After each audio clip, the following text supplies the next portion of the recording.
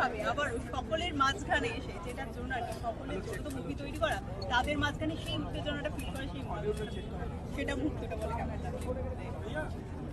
সবসময় ভালোই লাগে। আই থিঙ্ক এই ভালোবাসার জন্যই আমরা সাহস পাই যে যাতে আরো ছবি করতে পারি আর ভালো ভালো ছবি দর্শকদেরকে প্রেজেন্ট করতে পারি।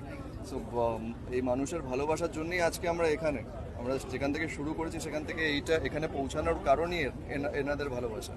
এখানে একটা আড়ির ব্যাপার যেমন বলা হচ্ছে, ভাবও রয়েছে, যেটা আমরা ট্রেলারে দেখলাম, আর এখানে দর্শকদের সাথে আজকে ভাব করলে কতটা আনন্দের এখানে এসে। দেখো, ভাব ছাড়া আড়ি সম্ভব নয়, এবং যেখানে আড়ি থাকবে সেখানেই কিন্তু ভাবের সবচেয়ে বেশি মূল্য তুমি বুঝতে পারবে। তো আড়ি এবং ভাব কিন্তু হ্যান্ড ইন হ্যান্ড যায়, লাইফের একটা খুব ইন্টিগ্রাল পার্ট। অন স্ক্রিনের ভাব আড়িটা একটু জানতে চাই, যেখানে মৌসুমী চ্যাটার্জিকে আমরা দেখেছি একজন স্টলওয়ার্ড। যে কোনো মানুষের জীবনে আড়ি ভাব জুড়েই কিন্তু গোটা জীবনটা, এবং সেটাই আমরা এখানে দেখানোর চেষ্টা করি। আর অন স্ক্রিন যেটা তুমি জিজ্ঞাসা করছো ওটা 25শে এপ্রিল দেখতে হবে সিনেমা হলে গিয়ে।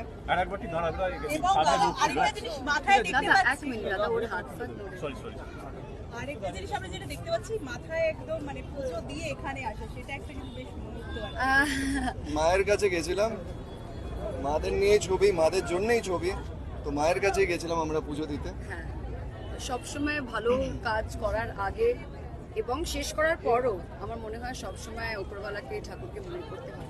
সো ডেফিনেটলি মায়ের আশীর্বাদে, আমাদের দর্শকের আশীর্বাদে আমরা অপেক্ষায় রয়েছি। একদম। আমার একটা প্রশ্ন, যে এখানে দর্শকদের মধ্যে দেখতে পেলাম যে এত মানুষ